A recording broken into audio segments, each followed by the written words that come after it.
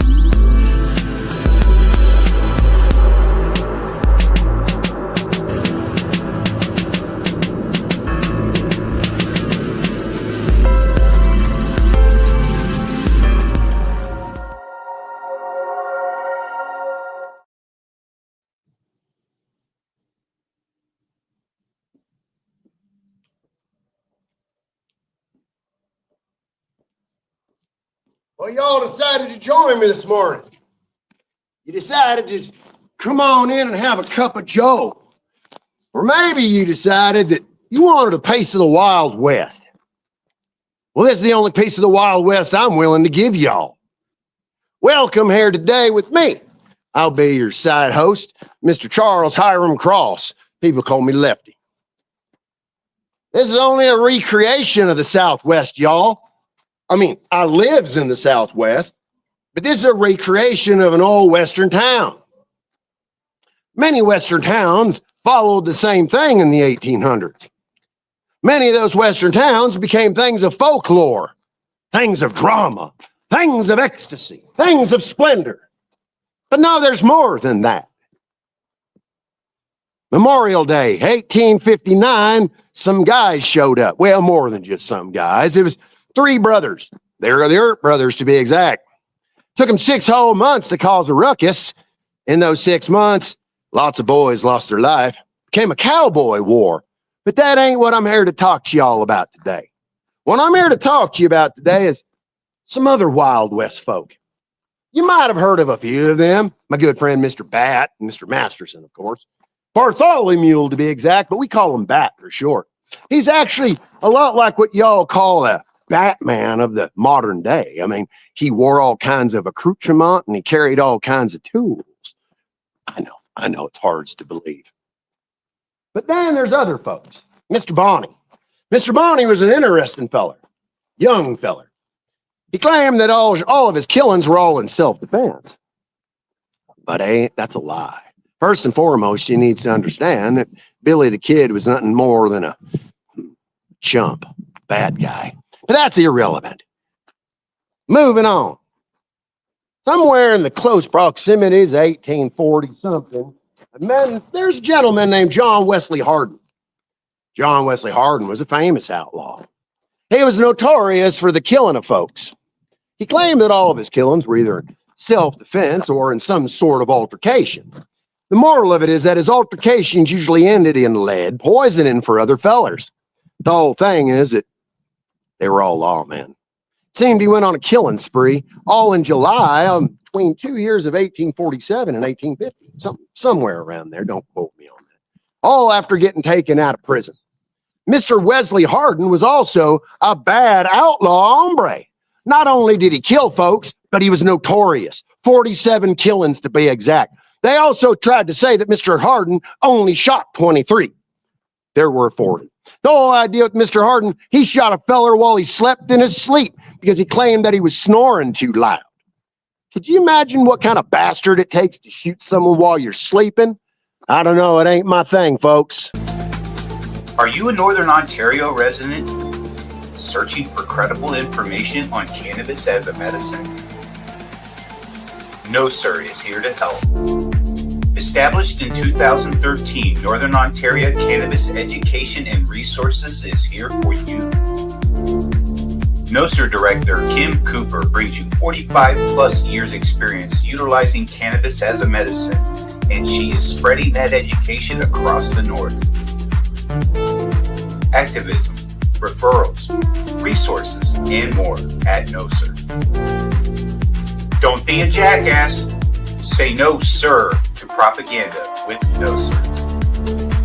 Find them at www.nocer.ca.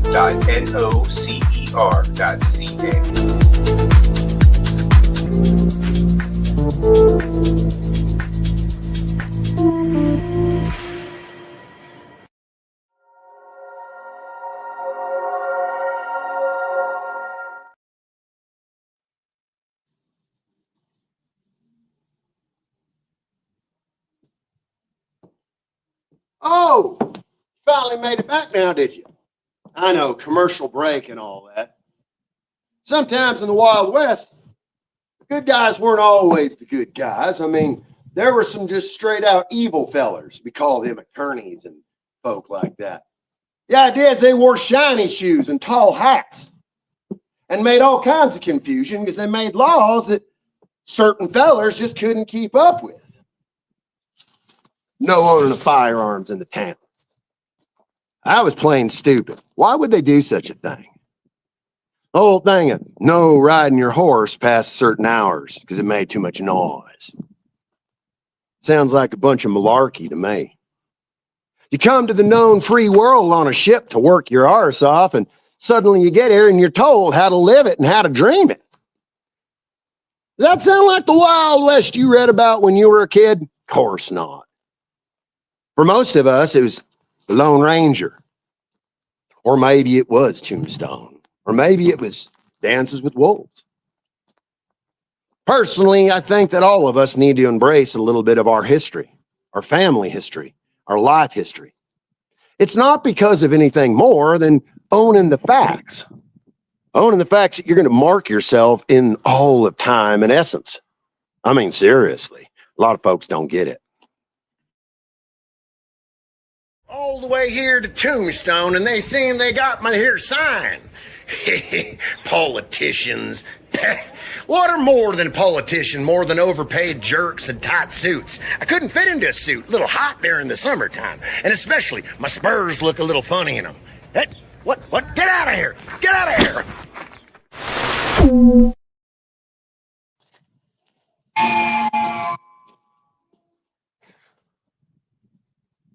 There were times that folks had to make a living out of nothing. People came here on ships, you know. It wasn't for another 75 years or something like that that the invention of the aeroplane would make a difference. That's like 20-something years. It don't matter. The old idea is that automobiles would change the way things work. With the advent of telegram, outlaws couldn't get away with all them things they were used to getting away with because, well, normally you can drive from town to town and no one's would even know where you was. Then the telegram.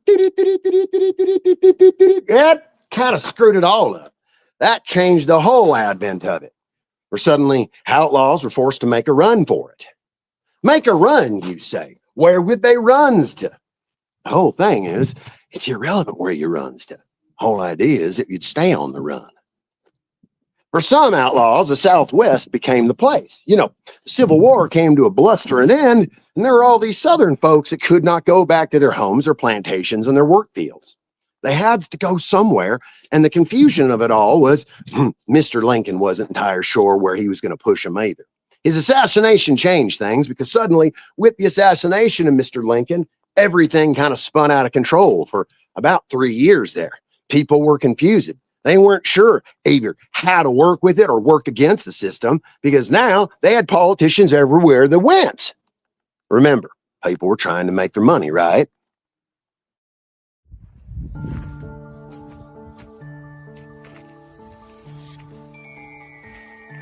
Good day, y'all. How you doing today? Hopefully your Friday is going to be outstanding. Hopefully nothing gets in the way of it. Like, you know, the Pony Express running late. Or maybe the Pinkertons are following you. Or maybe you're on Santa's bad list. However you call it. Come to Tombstone, Arizona.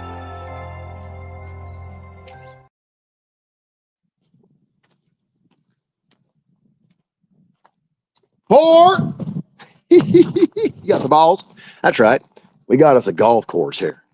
That's right. We got 8 strong holes of mini golf, the only one in the Southwest. It's rather wild, rather interesting.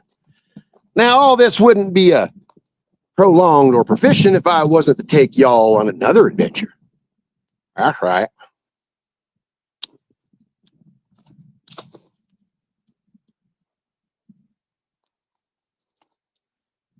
It was under this here tree that Johnny Ringo was shot.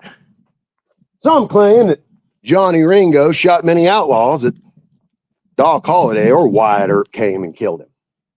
Self-inflicted gunshot wound to his head. He was one of them quitters. He just couldn't carry through, and he decided he wanted to leave the world behind and its family and friends.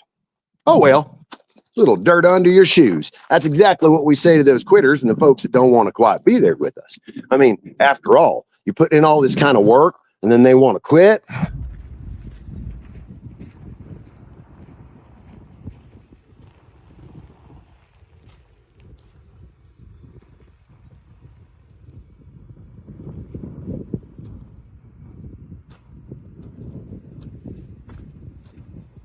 See, the small endeavors are the ones that always end up being the big endeavors. It's kind of like when you're mad at the microwave oven for being mad at the wife for not answering the phone on time. You get my point. Gotta go.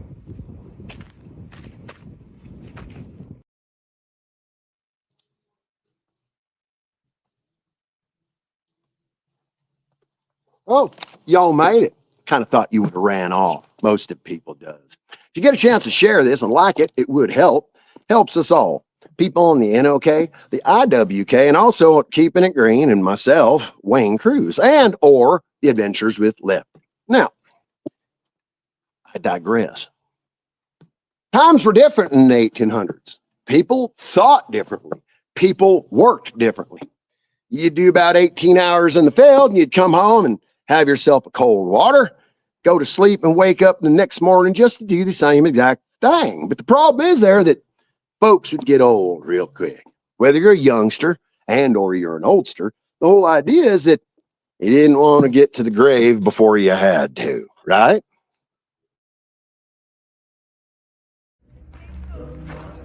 So, the bank, would it work? No, Stagecoach is where it's at. But they're moving and you got to catch up with them. No, it's the Stagecoach, trust me. But you can get the lock boxes in the bank. No, haven't you seen, that movie, Stagecoach and the Furious?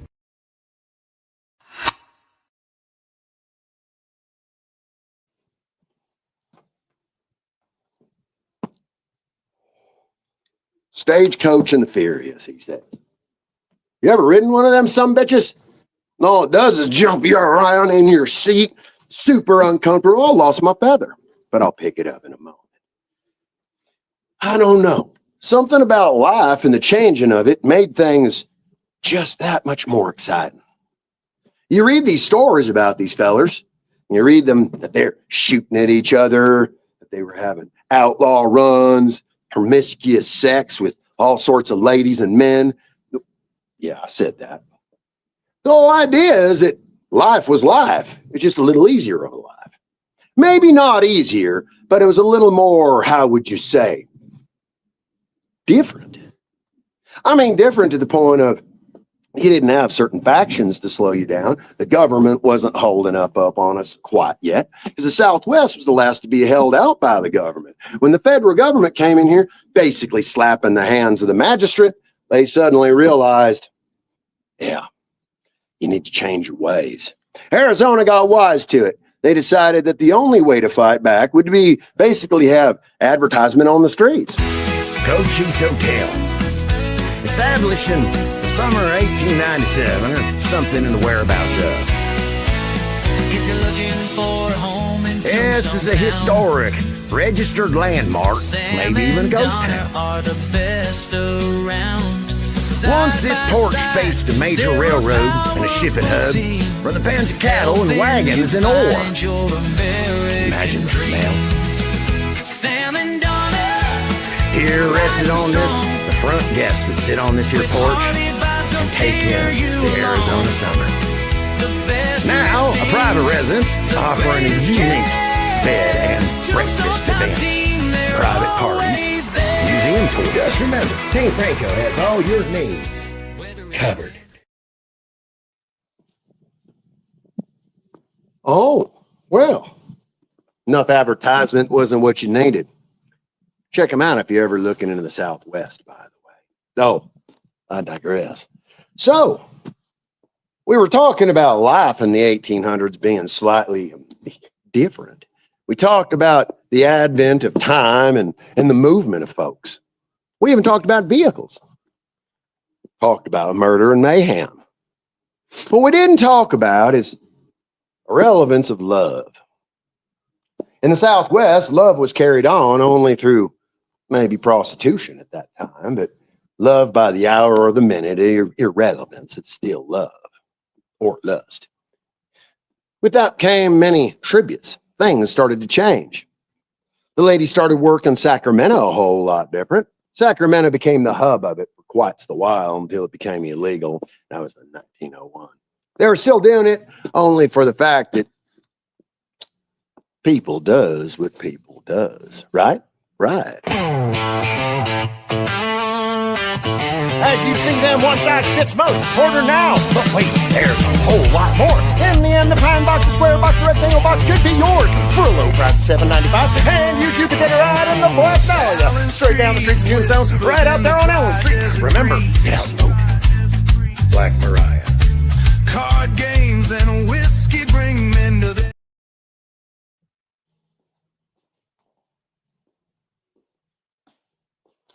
Bartender! Bartender! Bartender! Probably would have been a lot like that. Except for the bar would have been set up a whole lot different. As you can see, this one here is a movie prop.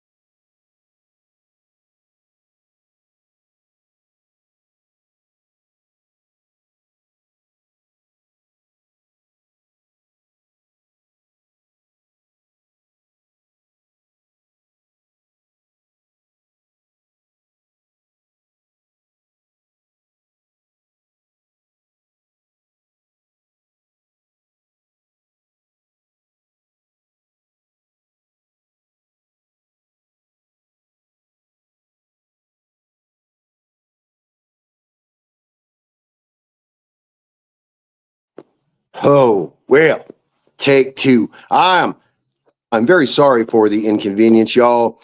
The internet here in the Wild West and the 18 somethings just kind of sucks. So please forgive me. I'm sorry for the interruption. I'm sorry for the confusion. I think we should get back to what we were doing. Do you agree? I agree as well. Well, y'all, let's get back to a little bit of pontificating and a little bit of fun and excitement. What we have here, the GSX 7775. It reaches speeds beyond all magnificent speeds. It will get you to Night City in no time at all. That's right, if you order now. But just wait, there's a whole lot more. Yeah, that's right. There is a whole lot more. And I thought maybe I'd share that whole lot more with you. But at the moment, I'm just seeming to have an issue with finding the whole lots more. But then, wait, right there.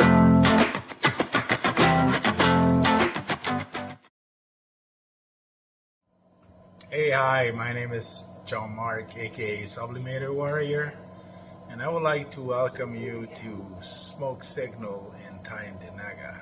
One dab make your whole dome drip sweat. One dab make the homies all dip set. Smoke Signals, Tyendinaga. Smoke Signals, Tyendinaga. Smoke Signals, Tyendinaga. Ooey, ooey, gooey, that's a sticky dab. Sticky dab. Might just have to put this one on Instagram. Smoke Signals, Tyendinaga. Hold it in, feel it in your wrist. Smoke Signals, Tyendinaga. Check us out in Tyendinaga. 55 Highway 49 in Tyendinaga. It's on the res, and we're open from 10 a.m. to 8 p.m. 7 days a week. Tune in daily to NOK Network's diverse podcasting lineup. Ganja News Update, Mondays at 8 p.m. Eastern with Tara Simpson and Ron McNabb. Waking Up with the Wayniac, Tuesdays at 1 p.m. Eastern, 10 a.m. Pacific with Tombstoner Wayne Cruz from Tombstone, Arizona. Grow 420, Tuesdays at 4 p.m. Eastern with Ron McNabb. Psychedelic Reporters, Tuesdays at 8 p.m. Eastern with Hobbies Puppets and Tara Simpson. Peace, News and Views, Wednesdays at 8 p.m. Eastern with Sir Stevo and Kim Cooper. Thursdays we have Open Your Eye with Kim Cooper and Tara Simpson, 8 p.m. Eastern. Followed by Thursday Night Vibes at 9:15 p.m. Eastern with Master and Mama Rochi. The IWK 710 Daily Sesh airs 7 nights a week with our rotating joint hosts, nightly at 7 p.m. Eastern. Thanks for tuning in to all the podcasting on NOK Network.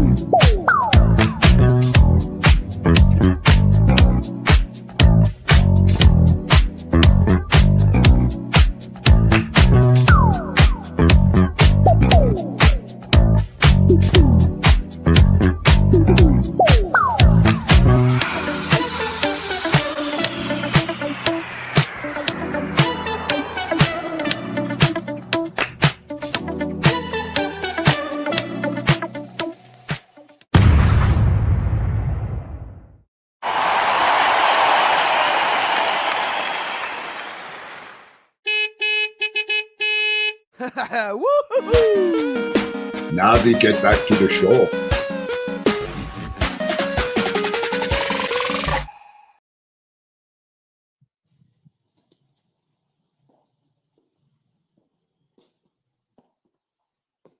guys made it back. Please. I'm sorry about the confusion earlier. I'd like to take a moment and talk about a little bit of darker side of the Wild West. Black Mariah. Black Mariah was a hearse. She carried 400 and something odd folks down the streets of Tombstone dead. She was tattered in gold. Pure black with obsidian keyed all around with gold flake embroidered. She was the first, how do you say, a hearse that have beveled windows so you can get a better view of your loved one.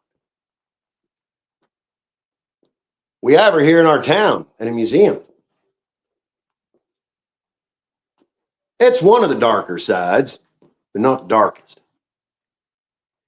I'm going to take a second here to finish out my smoke.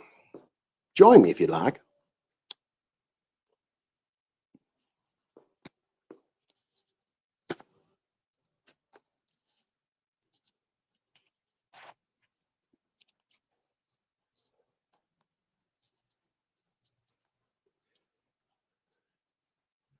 Well, I'm checking in here, see if any of y'all commenting. Doesn't seem I got comments at the moment, so we're okay. So, hey, I'm going to take you for a walk. Shall we? Shall we take a stroll and show you the livelihoods and the things that, well, that I get through every day? The stuff that I call home every day. In the 1800s, these here streets weren't as nice and as fancy as you see them now. In the 1800s, there were disputes in the street by young men, outlaws and cowboys or ranch hands. Sometimes you'd have aristocrats throwing their best bet at that, but not as much as you think. Well, I did tell you I was going to show you some stuff. I'd like to walk you out to the first part.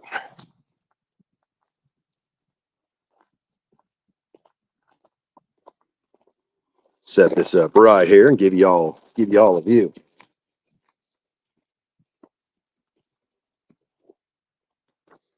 Well, I'd definitely like to show y'all from one end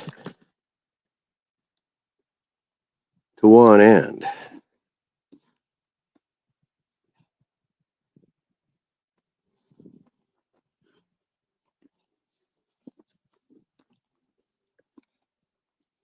Getting a little locked up there, folks. Sorry.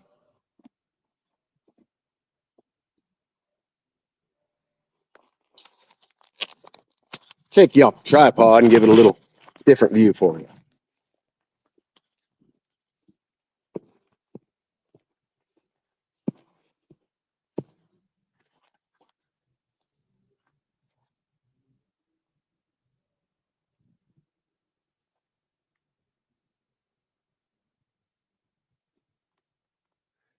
As you can see, they got bleachers in here that are overgrown at the moment. We are in disarray, and we are definitely fixing our stuff, getting it back to life, bringing it back to life. Old Tombstone. It's the original set where fellers would come here and do stunt shows, and I mean some crazy stuff. They'd jump off buildings, light themselves on fire, stagecoach robberies, punching each other through windows, flying off the roof. But now, it seems like it's a ghost town.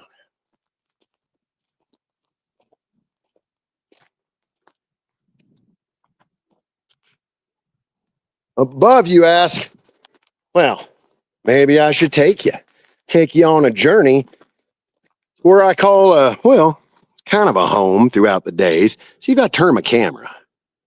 Nope, can't turn it. So I got to turn the whole thing around, like so. Well, let's take a walk, y'all.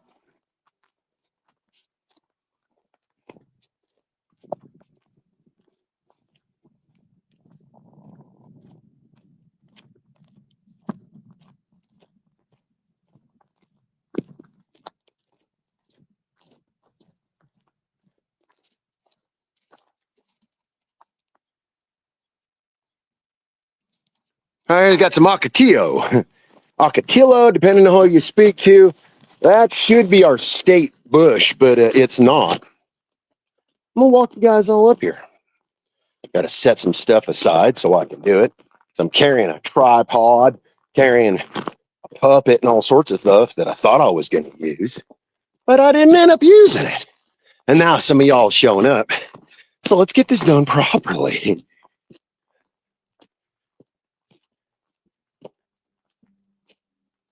All right. Let's take a walk. Let's just see.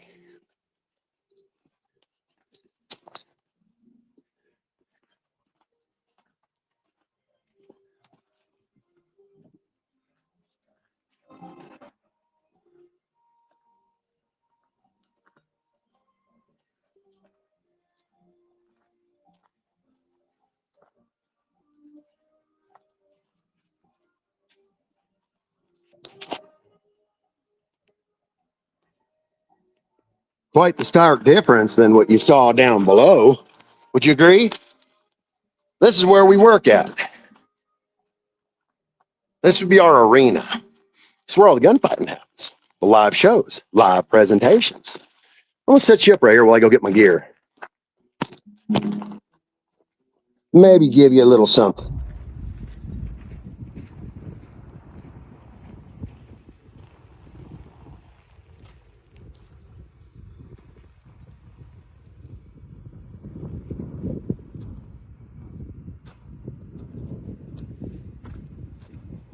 See, the small endeavors are the ones that always end up being the big endeavors.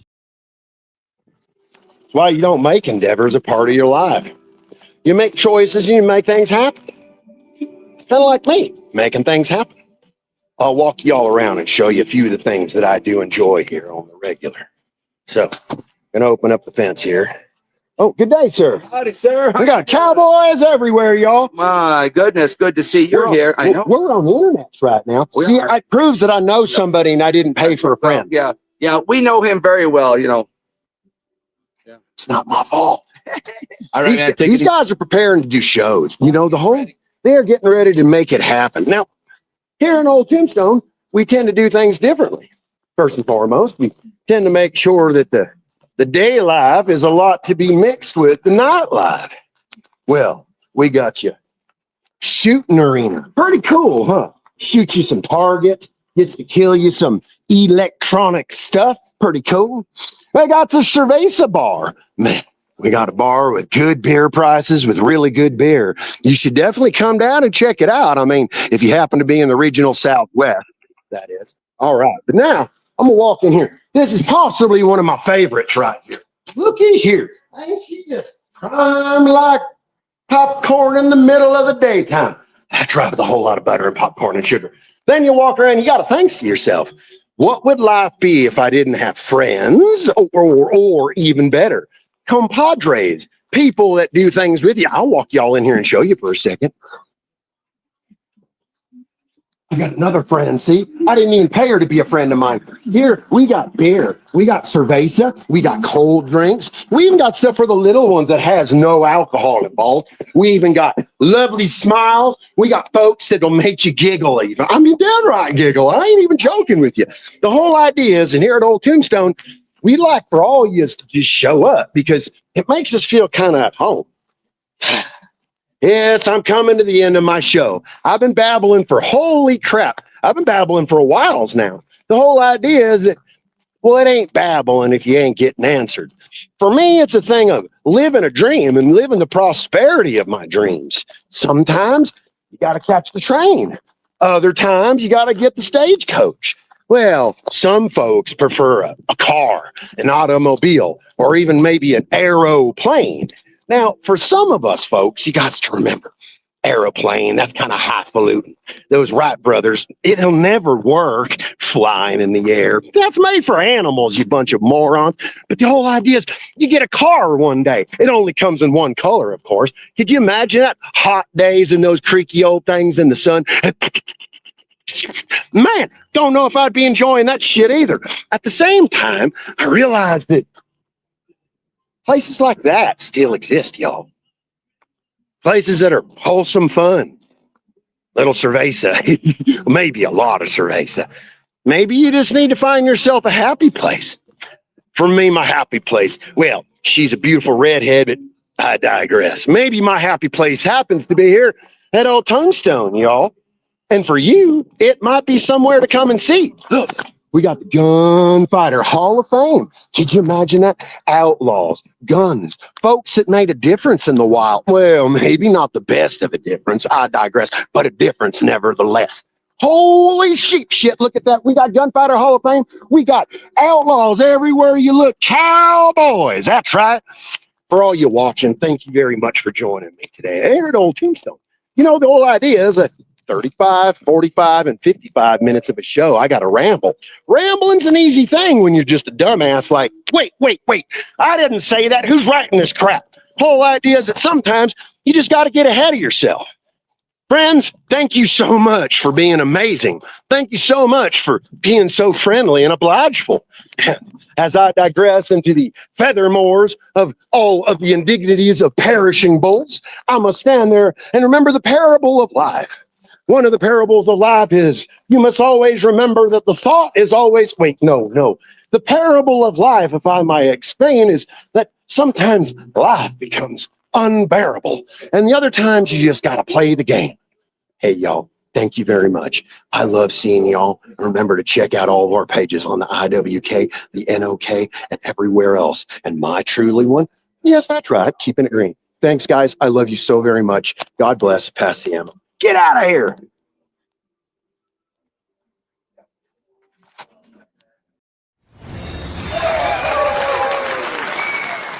Woo!